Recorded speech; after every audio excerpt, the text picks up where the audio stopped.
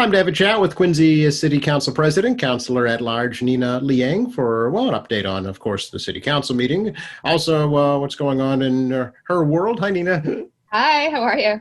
Great. So I was going to, spin the wheel and find out where Nina popped up this week, but there you are in your office. I know, I let you down. Like I said, I think now the pressure's on for the next time we meet. I definitely have to do something interesting and pop up somewhere around the city. Okay, I'll look forward to that. When is the next meeting, by the way? It's going to be November 9th, so after the election. After the election? Okay. All right. Maybe we'll find you. I don't know, at the bottom of a ballot box or something by then. I know, I'll just be sitting next to the ballot box at that point, doing the meeting with it in the background. That would be fun. You and Nikki Crispo just sitting there with exasperated looks on your faces. God bless her in her office. Really, I mean, this is a behemoth of a task that they're doing. It really is, yeah. She told me that they're expecting 21,000 mail-in ballots, 75% voter turnout. So it's going to break records, according to the Secretary of State's office. Yeah, it's exciting, but it's a huge task for them. I'm sure they're definitely going to meet, if not exceed it, but it's definitely a lot for them right now. Sure, absolutely. So let's talk City Council news first, if we could. And I know that you're keeping up your new tradition of honoring a COVID-19 hero at every meeting. So who was it this week? We had Michelle and everyone over at the Recreation Department. So that was really fun. I mean, honestly, it's those kinds of moments that we want to use this honoring for, right? Is to really highlight people who have been working through this pandemic to make sure that they're keeping the resource and the assets up in the city. This is an incredible resource for residents in Quincy, not just for the families who were involved over the summer with these programs, but for the families who partake in it, and I think that we get so swept up in things, particularly this year with, and you and I were just talking about this with the pandemic, with the election. There's a lot that's very front of mind for folks, but you forget that there are also, people behind the scenes making the wheels, continue to churn and provide these resources. So it was a really, really cool opportunity to be able to take a moment to pause and to honor them. It's nice. Yeah, I know that a lot of parents were grateful to have, at least limited recreation activities over the summertime, just to be able to get out, get their kids out into some fresh air and sunshine. And they did it really successfully. I don't think they had one single case of the virus, as I believe, in the programs. None of the recreation program. Yeah. I mean, again, I think that in and of itself, when you run it every year, you're running a program, right? And just think about all the specifics that come with that as far as the organization process goes behind it in any given year. And regular times, I guess you would call it. But they pulled it off incredibly well. And it was a huge success during the pandemic, So, their capacity is just beyond what I could ever imagine. And it was really nice to be able to take that time to. Yeah, that's nice. So you're going to keep this up at every meeting now as far as... We are. Stay tuned for the next one. I'm excited. We have a couple of them lined up for the rest of this year, and we're going to continue doing them next year as well. So, yeah. Super. Okay, well, we started off with the ordinance committee. Maybe you could tell us a bit about that, because I know it's a committee of the whole, just like finance committee. So all the councilors serve on that. That's correct. Yes. So the ordinance committee had met on one particular ordinance, which has to do around the conversation with Airbnbs. And, this is something that not just us and not just the state, but really everyone is trying to just wrap their heads around, right? Like similar to, I think a lot of what we're experiencing these days is that, as technology advances and as these new platforms come online, we as legislators locally all the way up to the federal level need to figure out how we can make sure to not regulate, but, in a sense, regulate to make sure that people are being safe and that we are offering the correct resources to these platforms and people using these platforms. And so, this was an ongoing conversation that's been happening for quite some time now. Councilor Palmucci had brought this to the council in the past, and now Councilor Phelan had brought this up in a way to really look at the big picture, right, as a whole. And so we can have this conversation not just with how we're going to regulate them and keep in mind everyone's safety and the issues that might come up here in the city with Airbnbs, but also what are some tax implications for that, right? Because essentially this is a business of some sort. And so just being able to have the conversation in its entirety, I think was really productive last night. We got an opportunity to take a look at it and have an open discussion with public input. So, we had people participating and giving commentary live last night during the public hearing portion of the committee meeting. But leading into it, we also had a lot of people emailing sending Facebook messages, Nextdoor Quincy messages to us to be able to give their input as well. So it was a really nice time last night to bring all of that information to the table and just have, an informal, open dialogue about what do we want to see happen here in Quincy with respect to Airbnbs, and keeping in mind all the implications with anything that we do pass, right? I mean, because, a couple of counselors brought up some really great points that were sort of juxtaposing each other, right? We had some people saying that in their experience with talking with constituents, Airbnbs have caused quite an issue within the neighborhoods, right? As far as, a number of people, I think, exceeding capacity in certain residences, the parking issues in those neighborhoods. And again, the safety issues in those neighborhoods. Let's say there are a number of people in a building, and God forbid there's a fire or there's something that happens, you don't know who is in that unit or how many people are in that unit, that becomes really dangerous. And so that's one side of it. The other side of it, which I think is important too, is that this is a lot of people's only income, to sustain themselves in this city. And they're doing it in a way that is safe, and they're doing it in a way that is respectful to their neighbors as well. And there are no issues, So everything we do with respect to legislating around the Airbnb in the city of Quincy, we need to make sure that we're doing it incredibly thoughtfully, really well educated on the issue to make sure that we're informed on this process. And that's going to take multiple conversations. So it did not pass last night, but I was really excited to be able to, get the conversation started and in a really well-rounded way. What would be considered a short-term rental, under this proposal at least? Anything under 31 consecutive days. Okay. And in any neighborhood or any specific neighborhoods? So this proposal would keep it out of residential A-zoned neighborhoods and would, be strictly Res B and Res C neighborhoods. And then the sort of offshoot to that is something that we haven't been able to conclude yet is, do we want to keep this restricted to primary residents, right? So the thought process behind that is that we don't want people coming to the city to purchase homes and essentially, buy people out of this market to own a home as a business. Do you know what I'm saying? And I think, even during the pandemic, leading up to it, certainly I think we all saw it, but even during the pandemic, a lot of people are getting priced out of Quincy, people who can't afford to stay here. And that's an ongoing issue. And it does not help when we then have outsiders who don't even live in Quincy, don't frequent the businesses here to support the local economy. They don't have anything to do with Quincy except look at it as a cash cow to say, I'm just going to invest in properties left and right and use it as a business. It's going to price people out who want to stay here, who call Quincy home and actually give to the community. So that is something we need to think about is, do we want to limit it to people who have this property as a primary residence, right? People who are invested in the community, who we know are going to care for the property and care for the people who are staying there. Yeah. Was there any sense as to how many short-term rentals there are right now in the city?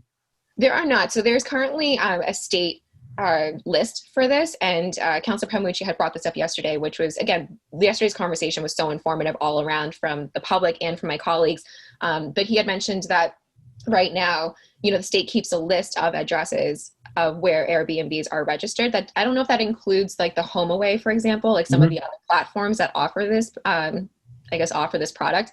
But the assistant solicitor who was putting this work together and working with us on this from the city, he's going to go back and take a look so that at the next meeting, we can have a better sense of what that number is. Okay. So more information gathering, it sounds like, before any action is taken. 100%. And for those who are, and this is why I love talking to you, because, now people who maybe missed it and are tuning into this, I urge all of you to please reach out to all of us and give your thoughts and your input and your advice on this, right? I mean, this is a collective effort. We want to make sure that we get as much information as possible before we move forward on anything. Yeah. Do you feel the same way too, Nina? Or are you leaning one way or another right now? I mean, I think, again, because people are, I've heard from people who actually do this, again, to be able to stay in their homes here in Quincy, right? And they're doing so in such a way that is respectful, and they're doing it in such a way that, is mindful of their environment and they're doing it in a safe way. And so I don't want to, super regulate and tell them you can't do this. It's your home. You own it, right? We just want to make sure that we're going about it to protect those who maybe aren't doing it the right way. So I'm for it. I'm for, continuing to have Airbnbs here in the city. I certainly, from what I know thus far, wouldn't want to say no one can do these home share options in the city. But I just want to make sure that we are taking the right steps to protect those who are renting out their homes or, using their homes as home shares. I want to protect them, but I also want to protect the people who live in and around those areas as well. Okay. Very good. We'll watch that closely. Do you think it's proceeding to be voted on this year, or do you have any sense for time?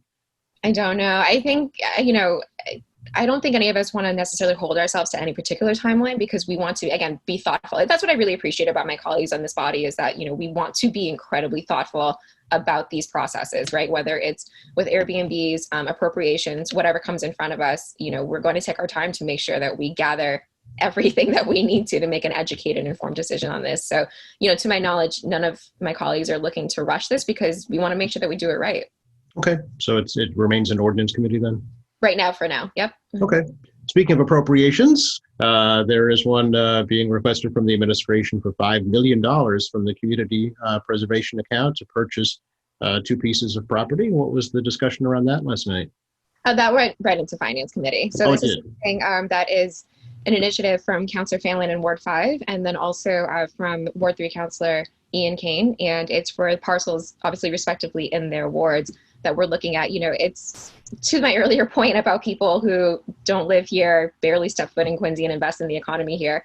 They see the attraction of investing in Quincy. And so a lot of folks are buying up properties and developing whatever they can to get the most bang for their buck. And it's important for us and important for residents to make sure that whoever's doing that is invested. And unfortunately, sometimes we get developers who are not, so for those 2 particular parcels, this is an opportunity for the city to take a piece of property that we don't want overdeveloped, that we, want to make sure we protect the sort of environment in and around that area and in and around that piece of parcel. I mean, one of them is for the Beachcomber site, which, if you think about that area and then the neighborhood behind it and the flood issues that happen there, it's just, if we had somebody come in there and God forbid, dump a huge apartment complex or development on, just think about the ramifications to the neighborhood for that, right? So again, it's just, these are opportunities for us to make sure that we are protecting, what the neighborhood looks like. And that's going to be further discussed in Finance Committee. Okay. And the other parcel is Harriet Avenue, I know. That's correct. Near Montclair. Was there anything on that site now, do you know? Not to my knowledge, no. I should have more information about that once we get into the committee meetings. Okay, very good. Those were the main items that I saw on the agenda. Was there anything else that we should touch on, do you think? Yeah, I was excited to have 2 other discussions that happened last night, even though they weren't necessarily any ordinance / legislative changes or any finance requests. We had an update from Ruth, who heads our health department. Sure. I just think that right now, as people are seeing the numbers spike across the nation and in the state, and we're hearing every day, this city is in the red zone, this city's in the red zone, and every city continues to move into the red zone. So for those who don't know, right now, the way we're tracking things in Massachusetts is by a colored zone, right? So in the green zone, and I have the numbers here, so I wanted to get this right, is when you have less than 4 cases a day. The yellow zone is 4 to 8, and the red is over 8. And right now we have moved from the green to the yellow, but we're not in the red zone yet. But a lot of cities and towns are finding themselves in the red zone. So to have Ruth come in front of us again, and early on we had her come in front of us very frequently. She came back in front of us and gave us an update on, what's been going on here in the city as far as testing goes, what's been going on with the schools, with the reopenings and the hybrid programs that the schools are doing, testing for students, testing for teachers, for families, the community organizations that are helping with that. So Manit has been an incredible partner to help with testing as well. So just to get that update and to sort of get a PSA out there about encouraging people to continue to wear masks, continue to stay, 6 feet apart from those who you normally don't interact with. And just, it was a nice reminder to sort of say, where are we right now in Quincy and how are we handling and managing the uptick in numbers in surrounding cities and towns. So that was really informative, and that was helpful to have her back on. And then we also had a resident in Quincy, as well as a member of the state's Asian American Commission, come on yesterday to help us formally codify in honoring of Filipino American History Month here in Quincy. The federal government had made October Filipino American History Month back in 2009. But we have not formally recognized that here in the city. So we were able to do that last night as well. And I was really excited about that. It's, interesting because even though I was born and raised here, there's still so much that I'm still learning today about the incredible diversity here in the city, whether it's businesses or residents. And I didn't know this, but we have the 2nd largest Filipino American population in the entire Commonwealth, second only to Boston. In Quincy? In Quincy, yeah.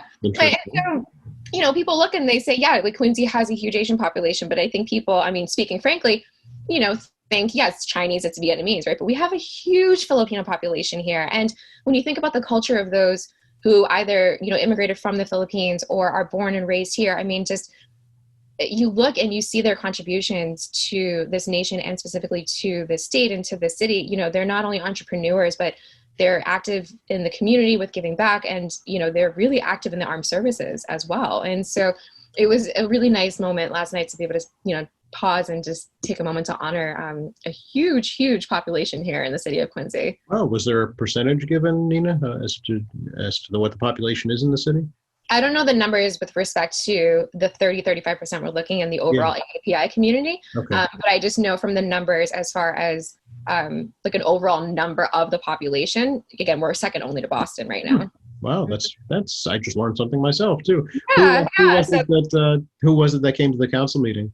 Diana Quinto. She's a resident here in the city. She's got children here. She's born and raised here. Her girls are in the Girl Scouts. I mean, so again, very active members of the community. And then we also had Phil J. Solar from the state's Asian American Commission as well. Very nice. Very nice. So you couldn't in person present any kind of certificate, but will they get something? Yeah. Yeah. I wish,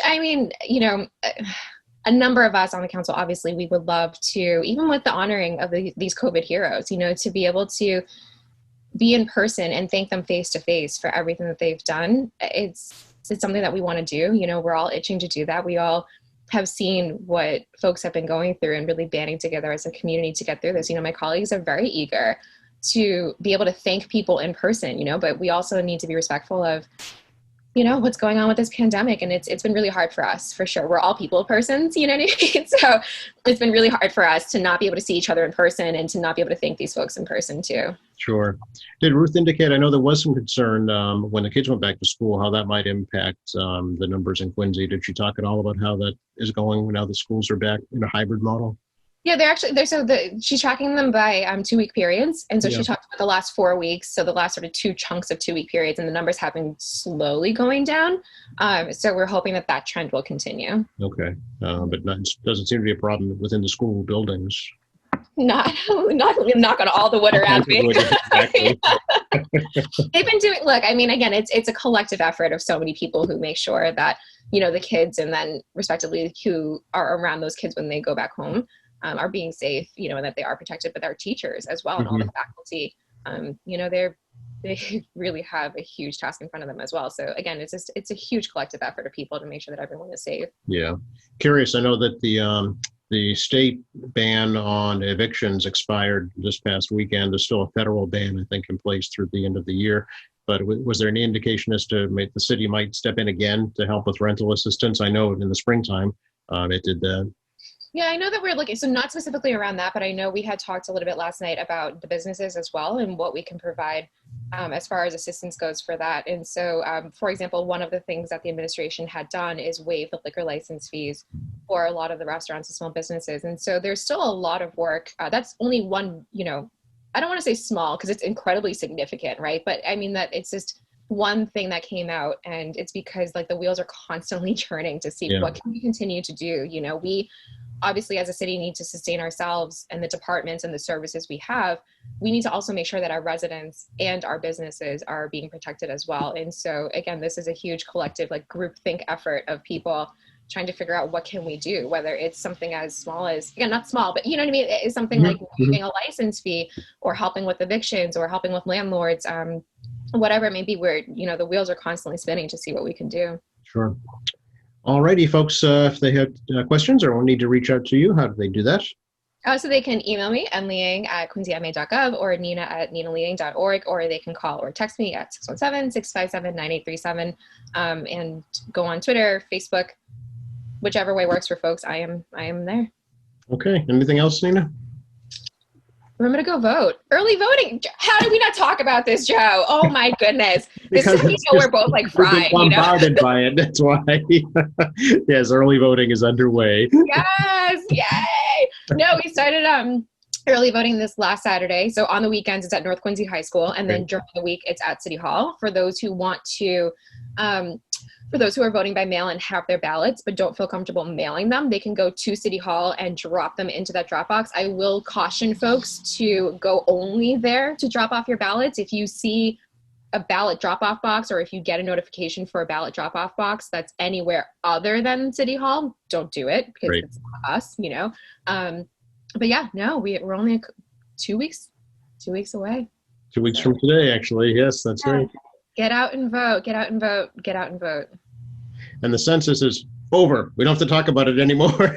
No, but I hope that people who generally in the past maybe didn't fill it out, or for whatever reason, didn't know about it. I'm really excited to see what the results are this year. And I think that, again, this was an incredible effort by, obviously Nikki and the folks over at City Hall, but a number of community organizations over the last year and a half, 2 years, have worked tirelessly to get the word out. The volunteers that we've had across the city to actually physically go out and help with this. I just want to give them a huge shout out and a huge thank you, because it was really neat this year to see how many people were volunteering their time to make sure that everyone gets counted.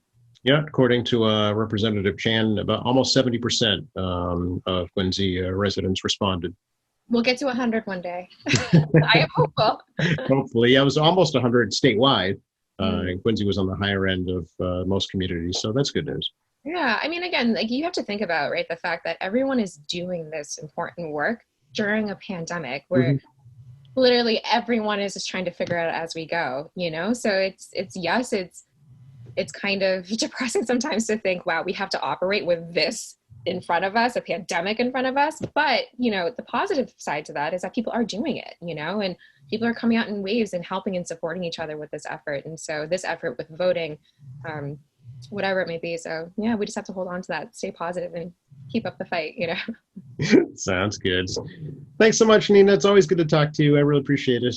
You too. I will find somewhere new and creative to be for our next call. Okay. I can't wait. I look forward to it. Sounds good. Well, I'll see you after the election, I guess. And yeah, hopefully by then, when I see you after the election, we'll know the results. I mean, who knows, right? Yes. Well, nobody knows. That's exactly right. That's the excitement of it, I guess, right? Nobody knows. Yeah, right. Get your popcorn out. Thanks, Nina. Thank you. I'll talk to you soon. Okay. Bye-bye. Bye.